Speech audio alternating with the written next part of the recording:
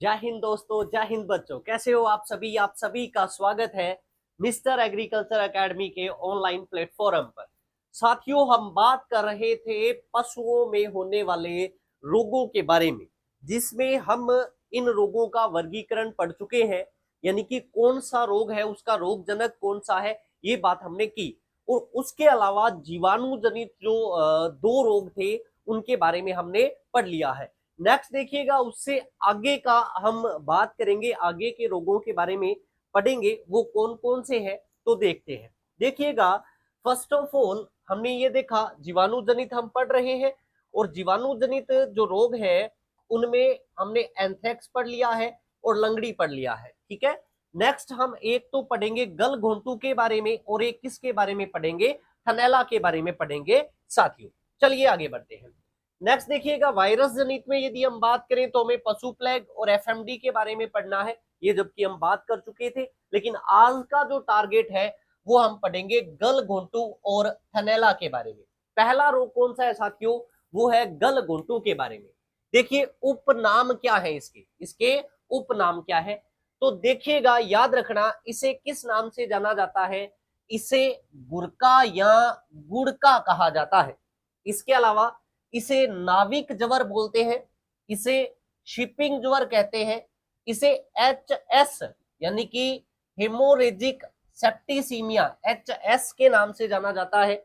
इसके अलावा पास्चुरेलोसिस के नाम से जाना जाता है, बारबोन इसे कहते हैं, गुर्रा इसे कहते हैं, गलफुली और डकहा के नाम से जाना जाता है। ठीक है। कौन कौन से नाम है देखिएगा, नाविक ज्वर, शिपिंग ज्वर। शिप कौन चला, शिप नाव, शिप नाव, शिप और नाव, नाविक ज्वर और शिपिंग ज्वर, याद हो जाएगा। उसके बाद में एच एस और हेमोरेजिक सेप्टिसीमिया। ठीक है, याद रखना। पास्चुरेलोसिस इसके रोग जनक से याद हो जाएगा, अच्छे से क्लियर कीजिएगा। इसके अलावा गुरका, गुड़का, गुर्रा याद हो जाएगा। बारबोन, गलफुली और डखा इसके अन्य नाम रहते हैं। नेक्स्ट देखिए, प्रभावित पशु यानी कि सबसे ज्यादा जो प्रभाव है इसका कौन से पशुओं पर होता है। तो देखिए, गाय भैंस में ये होता है, लेकिन याद रखिएगा भैंस जो है वो अधिक प्रभावित है। ठीक है। इसके अलावा जुगाली करने वाले पशुओं में ये होता है, याद रखना है। समय कौन सी ऋतु में होता है, तो वर्षा ऋतु में, और उद्भवन काल इसका 1 से 3 दिन है साथियों। इससे पहले जो हमने पढ़ा था, दोनों में 1 से 5 दिन हमने पढ़ा था साथियों। चलिए आगे बढ़ते हैं। नेक्स्ट उसके बाद में देखिएगा, रोग कारक कौन सा रहता है। तो इसका रोग कारक एक जीवाणु है, कौन सा, पास्चोरेला बोविसेप्टिका जीवाणु है, जो कि गाय में, और पास्चोरेला बुवेली सेप्टिका किसमें है, भैंस में है, अच्छे से याद करना। और पास्चोरेला ओविस किसमें है, भेड़ बकरी में है, किसमें है, भेड़ बकरी में है। याद रखना, इस जीवाणु की खोज करने वाले कौन थे, बहुत बार पूछा जाता है। बोलिंगर व किट के द्वारा इसकी खोज की गई, इसको यूरोप में उनके द्वारा सबसे पहले देखा गया था, बोलिंगर व किट ने खोज की। नेक्स्ट देखिएगा, उसके बाद में आगे है लक्षण इसके। तो 3 अवस्थाएं हैं, तीनों के नाम सबसे पहले याद होने चाहिए। पहली अवस्था है तीव्र रक्तपुतित अवस्था। देखो होता क्या है, इसमें तेज बुखार 104 से 108 डिग्री फ़ारेनहाइट होता है, क्लियर। खाना पीना अरुचिकर, ठीक है। सुस्त, दांत पीसना, पशु है वो सुस्त हो जाता है, खाने पीने में रुचि नहीं लेता, दांत पीसता रहता है। ओके। दस्त में रक्त व श्लेष्मा झिल्ली मिला हुआ, और बिना लक्षण प्रकट किए कई बार 6 से 8 घंटे में क्या हो जाती है, मृत्यु हो जाती है। ये पहली अवस्था है साथियों, रक्तपुतित अवस्था। बस ये चीज आपको ध्यान रखना है कि दस्त में रक्त व श्लेष्मा मिला हुआ होता है। नेक्स्ट देखिएगा, उसके बाद में दूसरी अवस्था है त्वचा या शोथ अवस्था। नाम अच्छे से याद रखने हैं साथियों, त्वचा या शोथ अवस्था। तेज बुखार होता है। इसके अलावा देखिए, निचले जबड़े के बीच में सूजन, ये बहुत इंपॉर्टेंट बात है ना। और जीभ सूजकर बाहर निकली रहती है, ये किसके लक्षण है साथियों, जीभ सूजकर बाहर निकली रहती है गलघोंटू में। ठीक है। लार का बहना, जीभ बाहर है तो लार का बहना, सांस लेने में कठिनाई, और याद रखिएगा गुरगुर की आवाज करने लगता है। ठीक है। नेक्स्ट देखो, श्लेष्मक झिल्ली सूजकर रक्त वर्ण हो जाती है। जीभ गले की सूजन अधिक बढ़ने से श्वास लेना मुश्किल हो जाता है और दम घुटने से 12 से 36 घंटे में, पहली अवस्था में 6 से 8 घंटे में, इसमें 12 से 36 घंटे में क्या हो जाती है, मृत्यु हो जाती है। तीसरी अवस्था है अंशीय या फफूसीय अवस्था। ठीक है, इसमें देखिए निमोनिया जैसे लक्षण, वही बात, नाक से श्वेत व लाल रंग का बदबूदार स्राव निकलता है और इसमें 1 से 7 दिन में मृत्यु हो जाती है। ध्यान रखिएगा, शव चीरने पर यदि श्लेष्मा झिल्ली को देखा जाए तो वो रक्त संकुलित व सभी लसिका ग्रंथियां जो होती है वो सूजी हुई मिलती है और पेट की दीवार पर रक्त के, ब्लड के जो धब्बे हैं वो मिलते हैं। साथ ध्यान रखना, ठीक है। ये बात इसी की है, अभी सांस लेने में तकलीफ होती है और गुरगुर की आवाज आती है, गलघोंटू की है। अब देखिए चिकित्सा और रोकथाम, दो बातें मैंने पहले भी कहा था, एक तो उपचार यानी कि ट्रीटमेंट, रोग हो जाए तो हमें क्या करना है, और एक रोकथाम, विरोग हो ही नहीं इसके लिए क्या करना है। तो सबसे पहले ट्रीटमेंट के बारे में पढ़ते हैं। एंटी सीरम का आईवी इंजेक्शन दे सकते हैं अपने, इसमें याद रखिएगा। प्रारंभिक अवस्था में, रोग की प्रारंभिक अवस्था में हम 100 से 200 मिलीग्राम पोटास पानी में मिलाकर पिलाने से लाभ मिलता है। इसके अलावा सल्फामिडीन सोडियम के घोल का 70 से 100 घन सेंटीमीटर इंजेक्शन दिया जा सकता है, आईवी इंजेक्शन, याद रखना। और यदि हम बात करें रोकथाम में तो एचएस वैक्सीन लगाई जाती है और टीकाकरण कब होता है, मई जून में होता है। इसको हमें अच्छे से क्या करना है, लर्न करना है, याद रखना है साथियों। चलिए आगे बढ़ते हैं। नेक्स्ट दूसरा जो रोग है वो कौन सा रहता है, थनेला मैस्टाइटिस के नाम से जिसे हम जानते हैं, थनेला मैस्टाइटिस बहुत इंपॉर्टेंट है, याद रखिएगा क्या चीज है।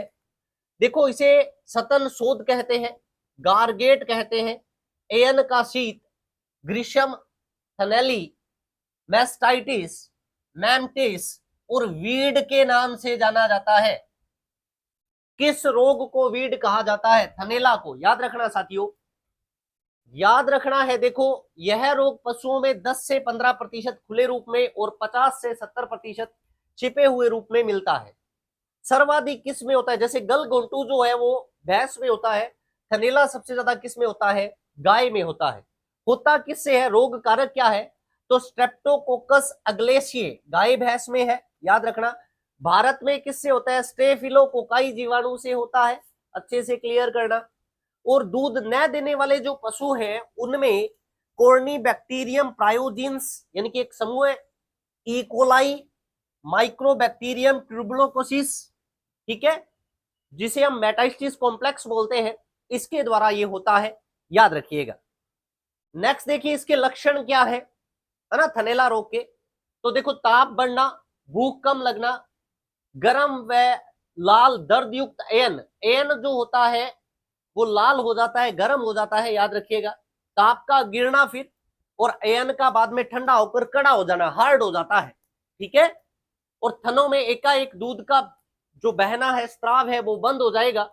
और याद रखना जो तीव्र अवस्था में दूध प्राप्त होता है वो पहले पीला और बाद में गहरे लाल रंग का होता है। फिर है कुछ तीव्र अवस्था, इसमें देखिए दूध में छिछड़े व एपिथेलियम कोशिकाएं, इसमें देखो दूध पीला और बाद में गहरे लाल रंग का तीव्र अवस्था में। इसमें क्या होता है, दूध में छिछड़े या एपिथेलियम कोशिकाएं जो है वो आती है, ठीक है, और थनों में सूजन होती है, ये कुछ तीव्र अवस्था में है। दीर्घकालीन अवस्था में तो यह स्ट्रेप्टोकोकस अग्लेशिये के कारण गाय भैंस में एन बढ़कर सख्त हो जाता है, दबाने पर दर्द, दूध जो होता है वो पतला, छिछड़े युक्त और कम मात्रा में बाद में क्या हो जाता है, बंद हो जाता है। यानी कि ये देखो थनेला में दूध प्रभावित हो रहा है, पहले पीला लाल छिछड़े युक्त एपिथेलियम कोशिकाएं, ये बातें हमें याद रखनी है साथियों। नेक्स्ट देखिएगा उपचार क्या है, बाहरी उपचार सबसे पहले देखेंगे भी हम क्या कर सकते हैं, एन के बाहर से हम क्या उपचार करें। तो देखो एन पर आयोडीन मरहम, सुमेग, बेलाडोना ग्लिसरीन और लिनीमेंट लगाकर सेक, यदि हम सेक करते हैं तो हमें लाभ मिलता है।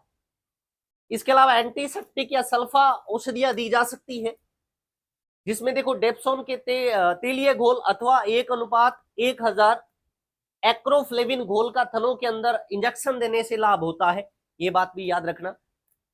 और प्रतिजीवाणु पदार्थ दे सकते हैं अपने, एम्पीसिलिन दे सकते हैं, पेनिसिलिन दे सकते हैं, स्ट्रेप्टोमाइसिन दे सकते हैं, टेरामाइसिन के प्रयोग से भी क्या होता है, लाभ होता है।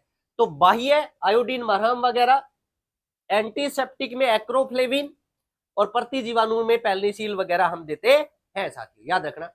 अब ध्यान रखना जो थनेला रोग है यह आर्थिक रूप से नुकसान पहुंचाता है, क्योंकि प्रोडक्शन है वो बंद हो गया साथियों, ठीक है। तो आर्थिक रूप से ज्यादा नुकसान पहुंचाता है। अयन का सूखना यानी कि दूध का उत्पादन बंद हो जाना, ये मुख्य लक्षण है। अधिक दूध देने वाले पशुओं में होता है, विदेशी नस्लों में अधिक होता है। और दूध के साथ रक्त का आना, अपनों ने बात की है, रक्त का आना, एपिथेलियम कोशिकाओं का आना, छिछड़े आना, वो इसके लक्षण है। परीक्षण, ये इंपॉर्टेंट है, बहुत बार एग्जाम में पूछा जाता है। थनेला के लिए कौन सा टेस्ट किया जाता है? स्ट्रिप कप टेस्ट किया जाता है, याद रखिएगा। टीका कौन सा लगाते हैं? मस्टीवेक का टीका, ठीक है। और इसके अलावा इसमें क्या किया जा सकता है? तो विटामिन के साथ सेलेनियम लवण है वो खिलाना चाहिए इसमें। ये बात है, हमें अच्छे से लर्न करनी है साथियों। चलिए आगे बढ़ते हैं। इसके अलावा एक रोग देखो, ये हमारे सिलेबस में नहीं है, फिर भी हम फटाफट से पढ़ लेते हैं। एक है फिड़किया, जिसे इंटेरोटॉक्सीमा व फड़किया के नाम से जानते हैं। रोगजनक क्या है? जीवाणु जनित ही है। कोलेस्ट्रीडियम बैलेशियाई टाइप डी जीवाणु से होता है, ठीक है। इसमें क्या होता है? कमर धनुष जैसी हो जाती है। भेड़ व बकरी में ये रोग होता है, कमर झोल लिए धनुष जैसी हो जाती है, ध्यान रखना। इसमें पशु बिना लक्षण प्रकट किए अचानक मृत्यु हो जाती है। होता क्या है? बदबूदार, दस्त लगना, लात मारना, बार बार पेट की तरफ देखना, ठीक है। और इसमें वैक्सीन इंटेरोटॉक्सीमिया का टीका फरवरी मार्च में लगाना चाहिए। ये अपने सिलेबस में नहीं है, फिर भी अपने को एक बार पढ़ लेना है, थोड़ा सा अच्छे से याद रखना। इसके बाद में ब्रुसेलोसिस, इस रोग के बारे में पढ़ते हैं। इसमें देखो रोगजनक क्या है? ब्रुसेला एवोरस जीवाणु है। 6 से 9 माह में गर्भपात हो जाता है, याद रखना। और यह पशुओं से मनुष्य में फैलने वाला रोग है। जैसे एंथ्रेक्स, वूल स्टार्टर डिजीज था, वो भी फैल जाता है ऊन के माध्यम से, ठीक है। ये ध्यान रखना, वो भी मनुष्य में हो जाता है, ये भी हो जाता है। वैक्सीन है ब्रुसेला वैक्सीन, सिर्फ मादा पशु में देते हैं। तो इतने से जीवाणु जनित जो रोग थे उनके बारे में हमें पढ़ना है। कौन कौन सा पढ़ा है हमने? गल गोंटू के बारे में पढ़ा साथियों, हमने थनेला के बारे में पढ़ा, हमने एंथ्रेक्स के बारे में पढ़ा और लंगड़ी के बारे में पढ़ा।